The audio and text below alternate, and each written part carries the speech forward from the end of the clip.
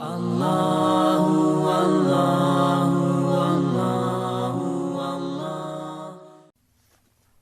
زخرف کی آیت نمبر 36 سورہ زخرف کا چوتھا رکوع اور 25ویں پارے کا 10واں رکوع۔ اللہ رب العالمین نے ارشاد فرمایا وَمَن يَعْشُ عَن ذِكْرِ الرَّحْمَنِ، اور جو رحمان کے ذکر سے اندھا بن جائے، جو قرآن پاک سے اندھا بن جائے کہ قرآن کی ہدایتوں کو نہ دیکھے اور ان سے فائدہ نہ اٹھائے،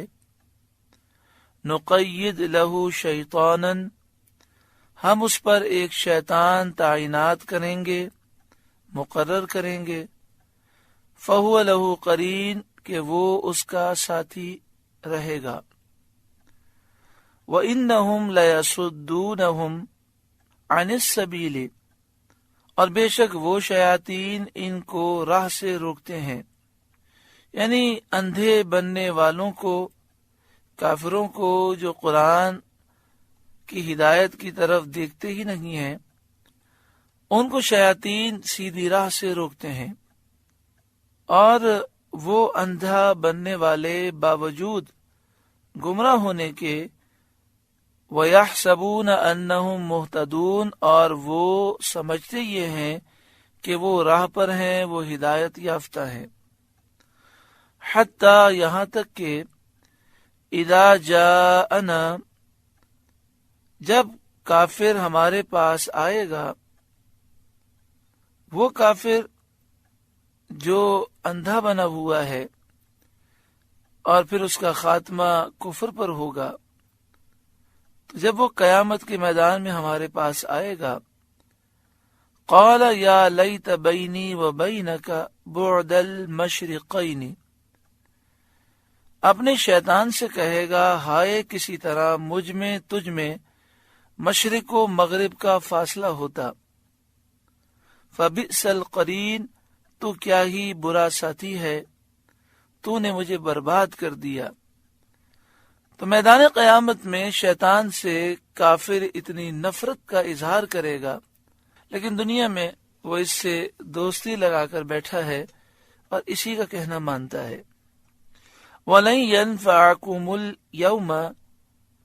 اور ہرگز تمہارا اس سے بھلا نہ ہوگا آج،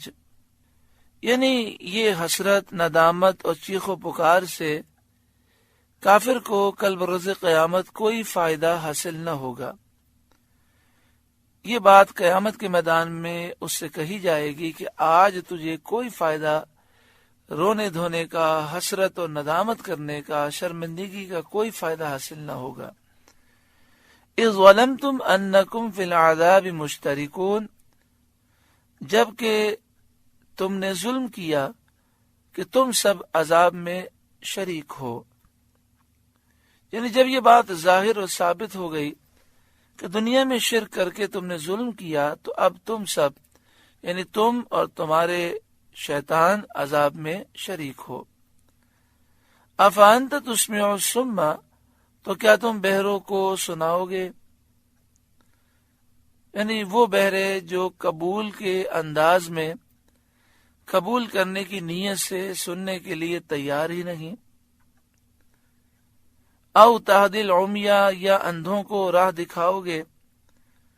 جو چشم حق بین سے محروم ہیں، یا اندھوں سے مراد وہ لوگ ہیں جو ایسی آنکھ سے محروم ہیں جو حق دیکھنے والی ہے۔ وَمَنْ كَانَ فِي ضَلَالٍ مُبِينٍ، اور انہیں جو کھلی گمراہی میں ہیں، جن کے نصیب میں ایمان نہیں، کیا تم انہیں ہدایت کی بات سناؤ گے، یعنی وہ ہرگز تمہاری بات نہیں مانیں گے۔ فَإِمَّا نَذْهَبَنَّ بِكَ، تو اگر ہم اے محبوب آپ کو لے جائیں،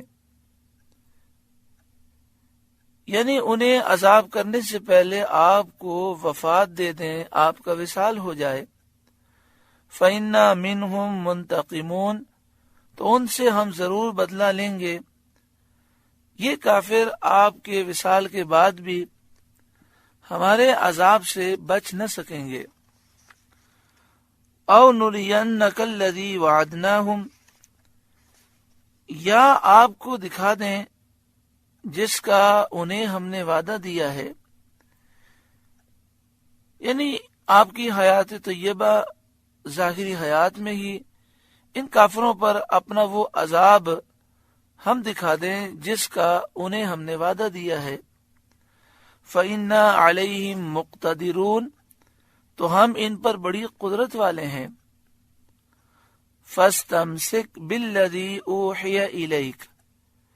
تو مضبوط تھامے رہیں اسے جو آپ کی طرف وحی کی گئی، یعنی ہماری کتاب قرآن مجید فرقان حمید کو آپ مضبوطی سے تھامے رہیں، اِنَّكَ عَلَى صِرَاطٍ مُسْتَقِيمٍ، بے شک آپ سیدھی راہ پر ہیں، وَإِنَّهُ لَذِكْرٌ لَكَ وَلِقَوْمِكَ، اور بے شک وہ قرآن شرف ہے آپ کے لیے اور آپ کی قوم کے لیے، کہ اللہ تعالیٰ نے آپ کو نبوت اور حکمت عطا فرمائی، اور آپ کی امت کے لیے شرف ہے کہ اللہ نے انہیں اس سے ہدایت فرمائی۔ وَسَوْفَ تُسْأَلُونَ، اور ان قریب اے لوگوں تم سے پوچھا جائے گا، یعنی قیامت کے دن تم سے پوچھا جائے گا کہ تم نے قرآن کا کیا حق ادا کیا، اس کی کیا تعظیم کی، اس پر کتنا عمل کیا، اس کو کتنا سمجھے، اس نعمت کا تم نے کیا شکر ادا کیا۔ اللہ ہمیں قرآن پاک کے حقوق ادا کرنے کی توفیق عطا فرمائے۔ وَاسْأَلْ مَنْ أَرْسَلْنَا مِنْ قَبْلِكَ مِنْ رُسُلِنَا، اور ان رسولوں سے پوچھو جو ہم نے تم سے پہلے بھیجے۔ اجعلنا من دون الرحمن آلہۃ یعبدون، کیا ہم نے رحمان کے سوا کچھ اور خدا ٹھہرائے جن کو پوجا ہو؟ یعنی رسولوں سے سوال کرو کہ کیا کسی دین میں، کسی رسول کی تعلیم میں یہ ہے کہ رحمان عز و جل کے علاوہ کسی اور کی پوجا کی جائے؟ رسولوں سے سوال کرنے کے معنی یہ ہیں کہ ان کے ادیان اور ملل کو تلاش کرو، ان کے دین کو، ان کی امت کو تلاش کرو۔ کہیں بھی کسی نبی کی امت میں بت پرستی روا رکھی گئی ہے؟ یعنی یہ تلاش کرو کہ کیا کسی نبی کی امت میں بت پرستی کو جائز قرار دیا گیا؟ اور اکثر مفسرین نے اس کے معنی یہ بیان کیے ہیں کہ جو اہل کتاب میں سے ایمان لے آئے، جو مومنین ہیں، ان سے پوچھو کیا کبھی کسی نبی نے غیر اللہ کی پوجا کی اجازت دی؟ یہ سوال کرنے کا مقصد یہ ہے تاکہ مشرکین پر ثابت ہو جائے کہ مخلوق کی پوجا نہ کسی رسول نے بتائی، نہ کسی کتاب میں یہ حکم آیا۔ حضرت صدر الافاضل مولانا نعیم الدین مراد آبادی علیہ رحمہ تفسیر خزائن العرفان میں لکھتے ہیں، یہ بھی ایک روایت ہے کہ معراج کی شب سید عالم صلی اللہ علیہ وسلم نے بیت المقدس میں تمام انبیاء کی امامت فرمائی۔ جب حضور صلی اللہ تعالی علیہ وآلہ وسلم نماز سے فارغ ہوئے، جبریل امین نے عرض کیا کہ اے سرور اکرم صلی اللہ تعالی علیہ وآلہ وسلم،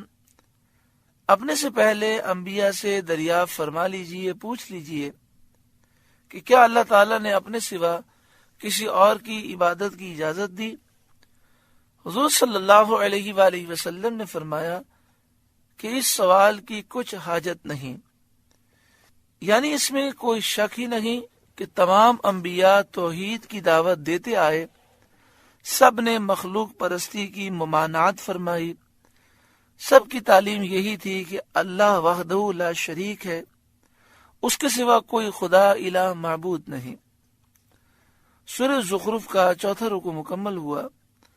اللہ تعالیٰ اس رکوع کے نور سے ہمارے قلوب کو روشن منور فرمائے۔ اللہ اللہ